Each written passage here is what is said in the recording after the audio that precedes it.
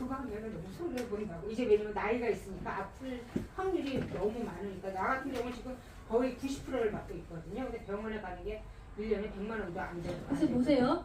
그게 손해라고 볼 수도 있고 장단점이 있는 거예요. 그때 되게 헷갈리는데 그걸 여러분들이 판단하셔야 돼요. 내가 20만 원을 다 소멸되는 거. 근데 저는 이제 이번에 변경을 할 거예요. 다시 한번. 네. 그거 설명 좀 해주세요. 네. 왜냐면 그 장단점이 있기 때문에 뭐가 맞다고 얘기할 수 없어요. 뭐가 맞다고 할 수 없고 내가 20만 원을 내되 20만 원을 내면서도 감당할 수 있으시면 그냥 내시는 거예요. 왜냐면 그 안에 90% 저는 100%짜리 갖고 있기 때문에 병원을 가면 100% 내가 보장을 받는데 그걸 포기할 거냐 아니면 전환을 해서 전환을 하게 되면 3만 원이면 되거든요. 그럼 10몇만 원짜리 3만 원으로 떨어지는 거잖아요. 근데 내 자부담이 한 40%가 늘어납니다. 통원일 경우에 한 40% 정도에 대한 부분이 늘어나는데 그 자부담을 그냥 내가 20만 원을 내면서 자부담이 3만 원으로 떨어지면 우리 17만 원이잖아요. 그래서 여러분들이 판단하시는 거예요. 그게 기간 내에 20년 납에 100세까지 보장이면 20년 내는 게 아니고 100세까지 내는 거거든요. 100세까지 내면서 그다음 시간이 지나면 65세가 되면 건강보험료에서 해결해 주는 것들이 조금 더 많아져요. 그래서 여러분들이 내고 있는 실손보험이 비쌀 이유가 없네? 수밖에 없어요. 비쌀 수밖에 없어요. 그런데 내가 달달이 병원에 15만 원씩 더 내진 않잖아요. 그렇죠. 그것들 여러분들이 판단하셔야 되는 거예요. 만약에 그 15만 원이라고 하는 부분을 그냥 수술해서든 진단비든 조금 정액으로 뭔가 보완을 하고 전환을 하시던가 어쨌든 기회비용인 거잖아요. 내가 내는 비용들은 그렇게 선택을 하시면 근데 보험은 답이 없어요.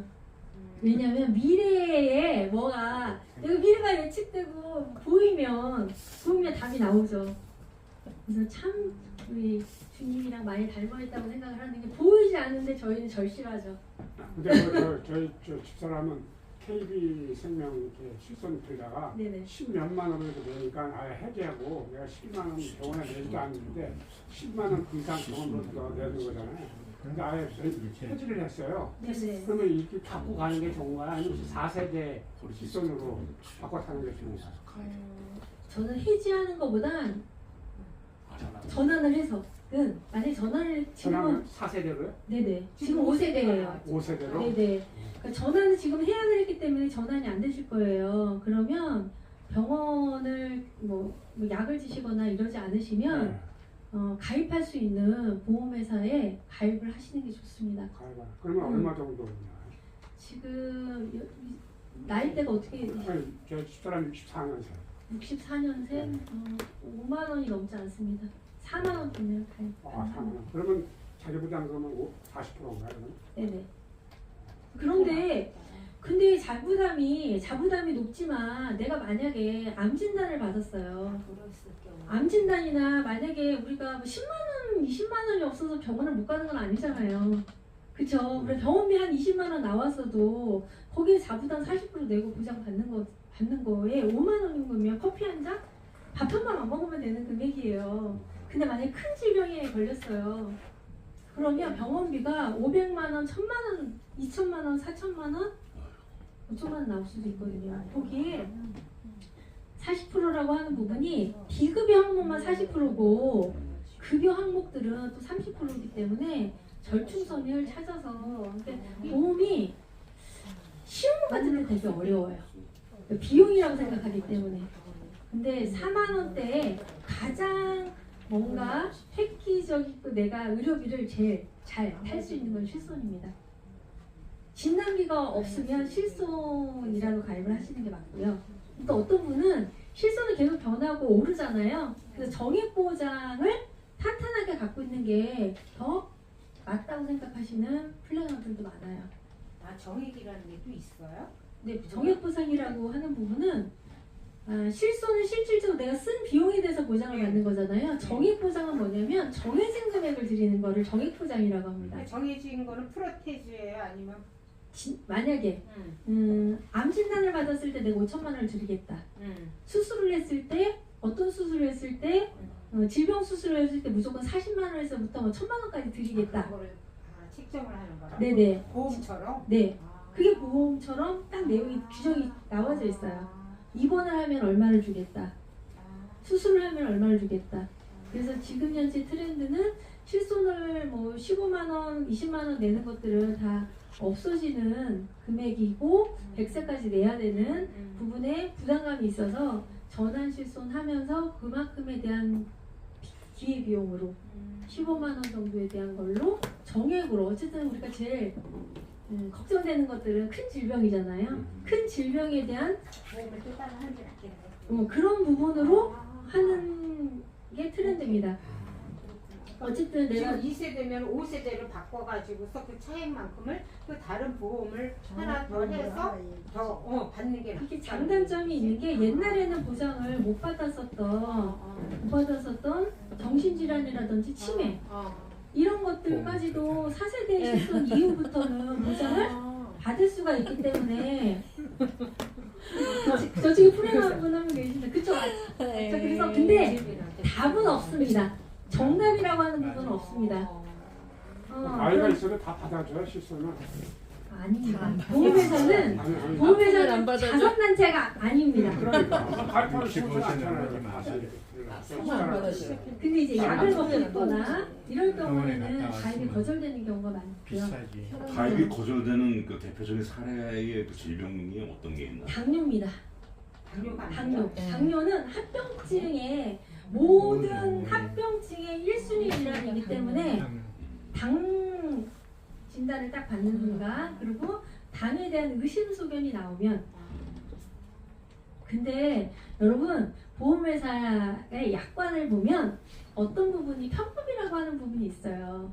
편법이라고 하는 부분은 편법이 아니고 좋은 예라고 생각하시면 돼요. 여러분들이 알고 계신 지식 안에 근데 보험회사의 보험을 3년 동안 내가 그냥 묵혀줄 거야. 그냥 고지하지 마시고요. 고지하지 마시고요. 3년을 묵혀두세요 그냥. 그러면 그 약관 안에 뭐가 써져 있냐면 3년 이내에는요 해지 처리를 못합니다. 보험회사에서.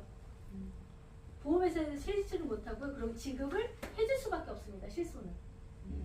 그리고 정액 보장은 큰 정액 보장은 내가 어떤 질환을 앓고 있을 때 실질적으로 내 그 질환 외에는 보장을 해주게끔 되어 있습니다.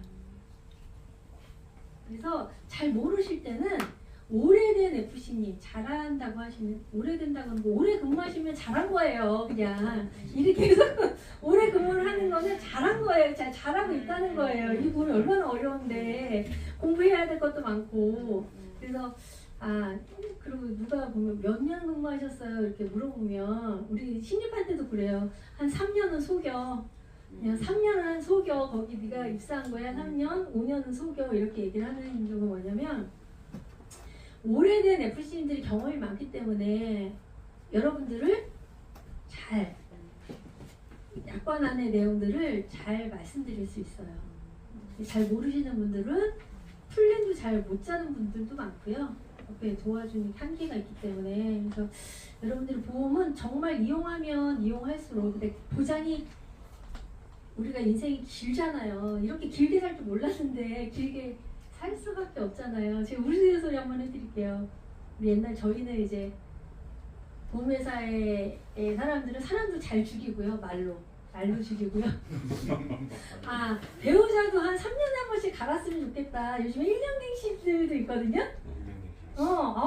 정신 너무 지겹잖아요. 제가 옆편이어가지고 정신으로 사는 거 너무 지루하니까 그냥 법적으로 한 5년마다 한 번씩, 10년마다 한 번씩, 요즘에 1년마다 한 번씩 그렇게 갱신하면서 인생을 좀 살아보는 건 어떨까 그런 우스갯소리를 해가면서 이 어려운 공부들을 해나가고 있습니다. 그래서 옆에 판단하지 마시고 잘 물어보세요. 잘 물어보시고 실손이랑 정액제를 각각 갖고 있으셔야 보완이 됩니다. 예를 들어서 골절이 됐어요. 무릎이 골절이 됐거나 팔이 골절 얼마나 불편해요. 병원비는 2만 원, 3만 원밖에 나오지 않습니다. 그 실손에서는 전혀 지급이 안 되는 경우도 있어요. 1세대, 2세대 실손 외에는 지급이 안 됩니다. 공제비가 있어서. 공제비가 지금은 2만 원, 4만 원이기 때문에 병원비 별로 안 나오거든요. 그런데 정액에서는 10만 원에서부터 시작해서 150만 원까지 지급을 합니다. 골절에 따라서. 그래서 뭐가 낫다고 정액이 낫다, 실손이 낫다 답할 수 없습니다. 두 개 같은 내용으로 보완해야 됩니다. 완벽할 수는 없잖아요. 모든 게 인생이 모든 것들을 완벽할 수 있는 부분은 없기 때문에 저희가 협력자를 옆에다 붙여주는 것처럼 우리가 내가 온전한 것처럼 보이지만 온전한 게 하나도 없잖아요. 그것처럼 그래서 옆에 잘 모르는 부분들은 정확하게 알려줄 수 있는 플래너가 옆에 있다는 것만으로도 좋은 사례가 될 수 있습니다. 실손이 되게 근데 제가 막 준비를 되게 많이 했는데 저기 우리 목사님께 나중에 제일 큰 선물 드릴게요. 아까 재미없으셨는지 조시더라고요.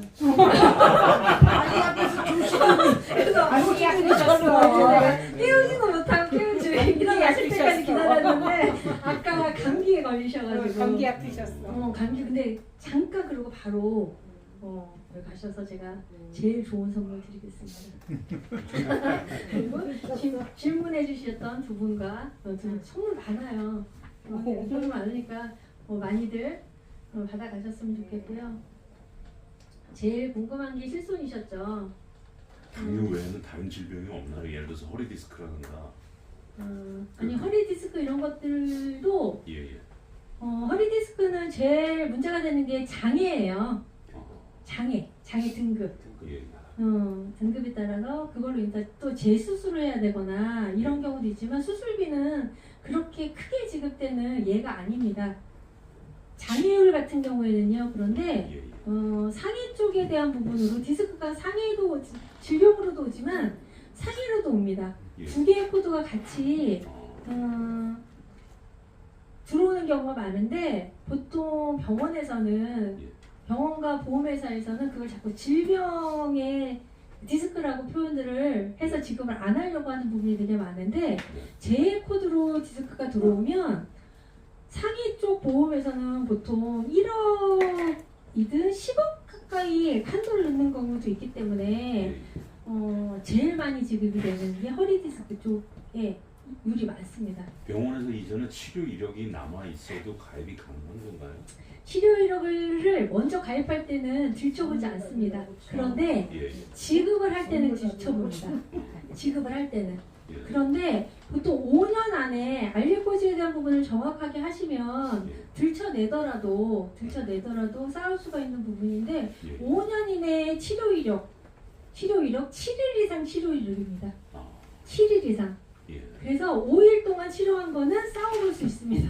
6일까지에 대한 치료 이력도 끝까지 쌓아볼 수 있습니다. 근데 보험회사에서는 그게 있으면 지급을 안 하려고 하다 보니까 통원 횟수를 정확하게 따져서 그것들을 판독할 수 있는 그런 내용들로 확인을 해서 지급을 받아야 되는 게 맞죠.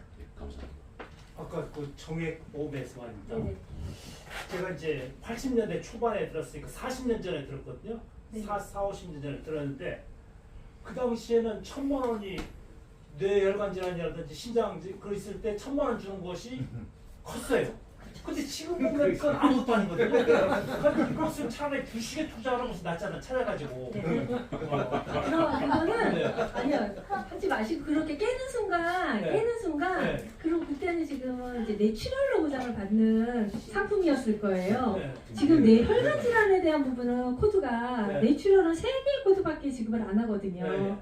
근데 지금은 10개 코드가 다 열려있는 게 뇌혈관 질환입니다. 예를 들어서 옛날에는 근데 그 상품이 나쁜 게 아니고요. 진단을 받을 때까지 병원을 거의 우리 안 가잖아요. 그쵸? 그렇죠. 뭐 출혈되거나 넘어져서 출혈되고 아니면 입이 삐뚤어져서 MRI를 찍어야지만 나오는데 요즘은 건강검진 1년에 2년에 한 번씩 그래서 과정에 대한 부분으로 뇌혈관 질환이 조금 이상이 없는데 MRI를 찍었더니 꽈리가 있어서 그냥 제거를 했어. 그런데 지급을 받거나 이런 과정들이 생기는데 네. 이제 대표님이 얘기하신 그 내용에서는요, 그냥 그거 보험 가입하셔가지고 지금까지 건강하셨다고 생각하시면 됩니다. 네, 깨지 마시고요. 그걸로 인해서 건강하셨던 거예요. 그냥. 종신보험도 한 40년 해가지고 지금 돈이 늘 묶여 있단 말이에요. 그래서 네. 그거를 네. 옛날에는 그래서 가입할 때 네. 증액형으로 계약을 했거나 네. 이제 투자 수익형 네. 상품 네. 이제 금리가 높은 데 가입을 했지만 네. 확정형이잖아요. 네. 그러니까 사망보장금이 증액이 안 되는 거야. 네, 예, 예. 물가상승률을 네, 위해서. 맞습니다. 그래서 요즘에는 그게 트렌드가 바뀌어서 증액이 되는 상품들이 생겼어요. 아, 근데 가입할 때는 그래도 그때 당시 그걸로 인해서 그냥 건강을 지키셨다라고 생각하시면 공기가 돼요. 공기로 쭉 받았었는데 늘어났었는데 공기가 어느 시간에 들어가니까 딱 없어지던데요? 아니에요. 복리가 있습니다. 옛날에 가입했던 거는 네. 7%면 7% 복리를 주고요. 네. 4%면 4% 복리를 꾸준히 줍니다. 몇 년이 지났는데도 그대로 있던데 그거 잘못됐나? 보험회사 가서 알아봐야 되나요? 아니요. 그때 40년대를 가입하신 거잖아요. 40년대. 해약환급금이 계속 변하고 있을 겁니다. 사망보장금 보장에 대한 건 사이즈는 그대로고요. 네. 처음 가입할 때 그렇게 가입을 하셨기 때문에. 요새 확인할 수 있잖아요. 자기가 네, 얼마 네. 현금으로 찾을 수 있다. 네, 맞아요. 근데 그것이 안 늘어나더라고요. 안 늘어났어. 금액이. 늘어나야 되는 게 맞는데요. 근데 왜안 저한테 늘어나요? 보여주시고. 네. 나중에 한번 해약환급금이 늘어나야 되는 게 맞아요. 아니 늘어나는데 나도 얼마 전에 뭐 하나 해약을 했는데 네네. 그걸 원금만 표시돼 있어. 아. 그래서 그래. 근데 이제 나중에 직접 통화를 하잖아요. 그러면 예 원금 얼마에다가 플러스 이자 얼마입니다. 그렇게 말씀을 해주세요. 아, 그래요? 네. 가입 금액만 보셨구나. 가입 금액과 옆에 해약환급금이 별도로 아, 있습니다. 해약할 때 찾을 수 있는 금액이 얼마냐 했더니 4년 전 그거하고 똑같아요. 4년 전에. 그 전에 중간에 뭐 쓰셨던 거 아닌가요? 아, 전혀 없습니다. 그래요? 예, 예. 그건 말이 안 되는데. 왜안 늘어나지? 공인데 왜 안 늘어나지? 말이 안 되네. 제가 고객 말을 다 믿지 않습니다. 변호사분이 고객 말을 다 안 믿는 것처럼 네, 저는 고객님을 왜냐면 자료를 보고 제가 판단하기 전에는 믿지 않습니다. 그래서 저는 되게 사람들을 잘 믿는 것처럼 보이지만 잘 믿지 않습니다. 그러면 뇌출혈에 작년에 쓰셨거든요. 뇌출혈 작년에. 네네. 근데 이제 언어로 왔어요. 이게 이제 말이 이상하거든요. 많이 고쳤는데도 그러면은 그건 보험 들 필요 없네요. 왜 들 필요가 없어? 안 들어주잖아. 네, 안 들어주죠. 이미 결과로서 나와요. 작년 6월 18일. 네. 만약 가입이 가능한 상품이 있습니다. 뇌출혈에 관련돼서는 보장이 제한될 수 있지만 뇌출혈이죠.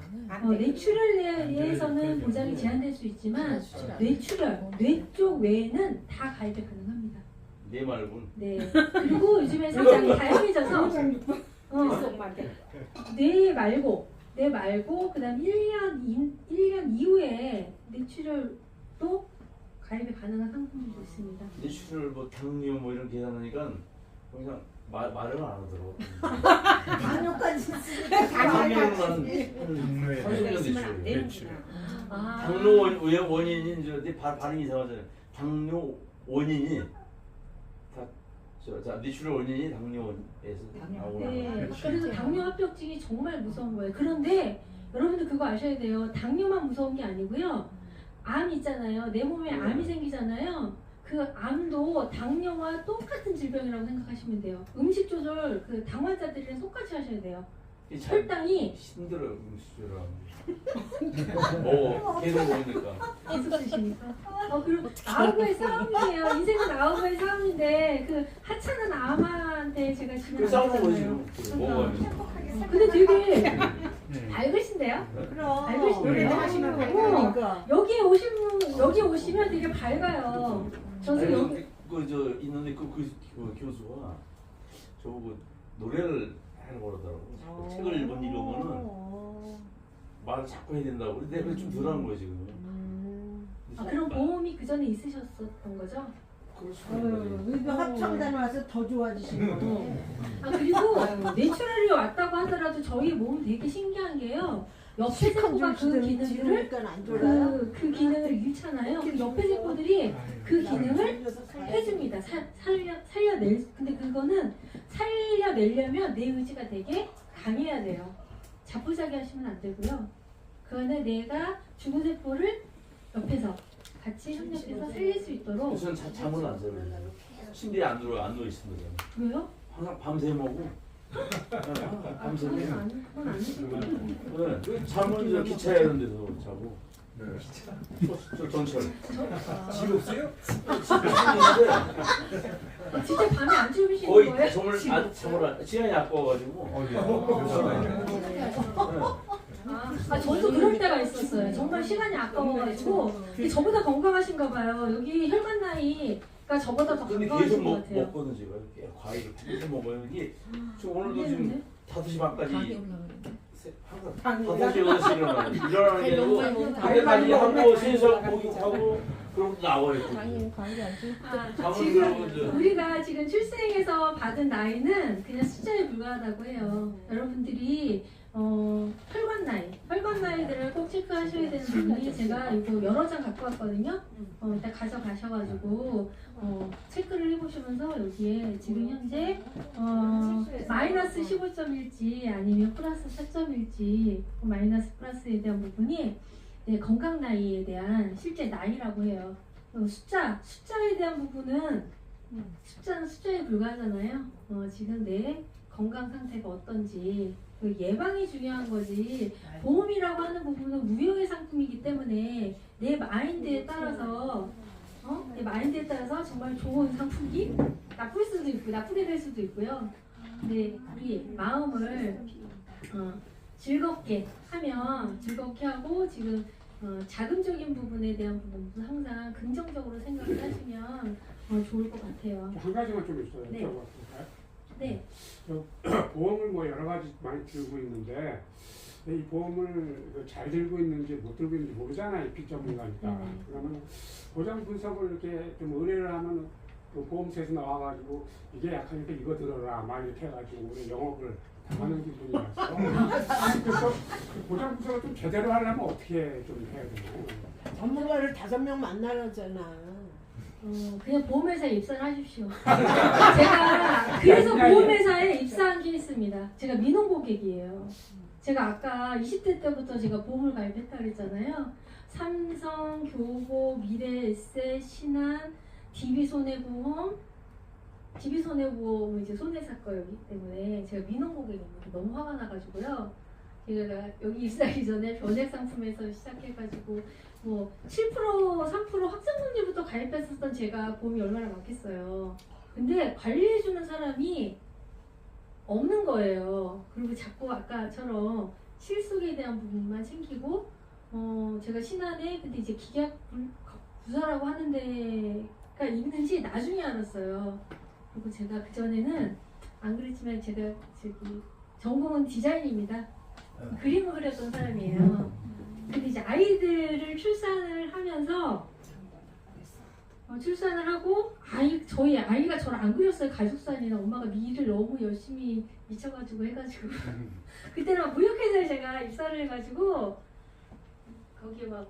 거기에는 뭐 우리 옛날에 토요일도 근무했고요. 야근하라 그러면 그냥 무조건 야근해야 됐었던 부분이고 저도 그랬습니다. 20대 때.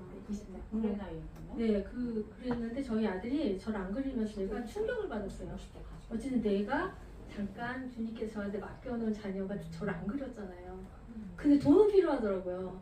돈은 필요해서 집에서 재택근무를 하게 됐는데 그러면서 이제 보험 하시는 분들이 자꾸 저한테 보험을 해보래요. 집에서 일을 안 하는 저라고 생각을 하고 보험은 많이 가입이 되어 있는데 이제 일을 그만뒀다고 생각을 하셨는지 네, 저한테 컨설팅 일을 한번 해보시라고 하는데 제 눈에는요 전문가처럼 보이지 않으셨고 제가 뭘 물어봐도 잘 대답을 못하시는 분들랑 같이 일하고 싶지 않아가지고 근데 신한 같은 경우에는 지인 설계사들로 일을 하는 조직이 거의 없습니다. 처음부터 기계학관리부서라고 해서 전화상으로 계약한 고객님들을 만나서 계약을 해야 되는 그런 부서가 활성화됐었던 부분이 삼성교보 대학이 80년, 90년 됐잖아요. 근데 신한은 40년밖에 되지 않았거든요.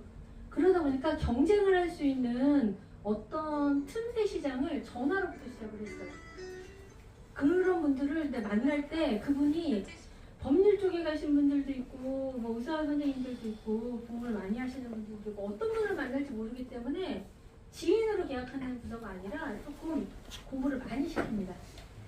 그래서 제가 이렇게 지금까지 일을 하고 있는데 지금 요즘에 뭐 컨설팅 하는데 되게 전화 많이 오시죠? 네. 저도 하루에 2번씩 3번씩 받아요. 저는 전화 무조건 받아야 되니까 부재중 전화 시켜서 전화 보면 뭐 뚜뚜뚜뚜 나중에 또 전화 오면 보험 컨설팅 해드립니다. 보험금 찾아드립니다. 예, 하루에 몇 통 합니다. 저 보험합니다. 저 보험합니다. 그걸 끊습니다. 이게 되게 많이 생겼어요. 그리고 요즘에 대리점 다 대리점화 되어 있기 때문에 보험회사는 자선단체가 아닙니다. 그쵸? 이 일을 창출해야 되는 금융회사다 보니까 여러분들이 판단을 잘 하셔야 돼요. 그래서 여러 군데에서 여러분들이 뭘 원하는지 본인이 제일 잘 알아요. 잘 아는데 옛날 거를 컨설팅 한다 그러면 무조건 그거보다 보장은 축소될 수 있고요. 맞아요. 납입보험료는 더 많아질 수밖에 없고 기간은 길어질 수밖에 없습니다. 그래서 틀만 갖고 계시면 굳이 컨설팅 안 하셔도 되고요. 연금 준비 많이 하세요. 연금 많으시면 그냥 의료비도 쓰고 이런 거는 우리가 연금이 많이 없기 때문에 실손이나 정액보장의 기본으로 갖고 있어라 말씀을 드리는 것처럼 그렇게 사용을 하시면 좋을 것 같습니다. 지금 갱년기 증상들에 대한 체크 리스트도 제가 갖고 왔으니까 한번 보시고요. 남자와 여자의 갱년기 중에 제일 무서운 건 남자의 갱년기래요. 여러분들 여성분들 남자의 갱년기가 우리 가족 안에 발생되지 않도록 증상이 어때요? 끝나고 갖고 있어. 정말 남자의 갱년기는 예측이 안 된대요. 예측이 안 된대요. 왜냐면 바깥 생활 많이 했었던 그리고 여자들은 어디 가나 친화력이 좋잖아요. 근데 남성들은 시간이 지나면 지날수록 이 어깨에 힘밖에 안 들어갈 수 있는 일들을 가오만 자고 가오 그 얘기를 어드려가지고 이게 그렇잖아요. 그 연령대 자체가 어느 정도 뭐 부장급, 과장급, 뭐 이사급의 일을 해서 밑에서 그냥 내 심부름 다 해주고 이런데 집에 와보니 대접을 못 받는 건 맞잖아요. 그렇지 않나요? 과거에 화려했던 사람이 더해요. 더 심하대요. 정말 화려했었던 옛날에 왕성한 그런 활동을 하셨던 분들이 집에 심하대요. 보면 가족들은 다 워낙 일만 하다 보니까 가져가고 소통도 안 되고 하다 보니 더 외로움을 더 많이 타신다고 해서 합창을 하는데. 맞습니다. 그래서 이런 공동체에 자꾸 오셔가지고 소통하셔야 되는 부분이 많고 그리고 종교단체에 가셔서 근데 저기 보험이 아까 제가 저희 주님한테 되게 많이 닮아있다고 그랬잖아요. 이상한 그 교회 이런 데 되게 많아요. 사이비 보험도 되게 많고 사이비 보험은 없어요. 그런데 그거를 컨설팅 하시는 분들이 되게 많아요. 그것들을 컨설팅 하시는 분들이 많다 보니까 잘 판단해야 되는 거는 여러분들이 똑똑해져야 된다. 그 말씀 드리고 싶어요. 아까 AI처럼 정말 기구들은 다양해지고 있는데 그것들을 내가 요리할 수 없는 두뇌를 갖고 있거나 지식을 갖고 있으면 활용이 안 되는 것처럼 여러분들이 잘 활용할 수 있는 지혜를 가졌으면 좋겠고요. 제가 이제 아까 저기를 드리겠습니다. 아까 제가 말씀드렸던 것처럼 보험에 대한 부분 변천이 있는데 세금에 대해서 월 얼마 한도가 생겼다고 그랬죠? 세금을 내는 한도가? 150만 원. 네, 150만 원. 네, 선물 이따가 드릴게요. 누가 맞추셨어요?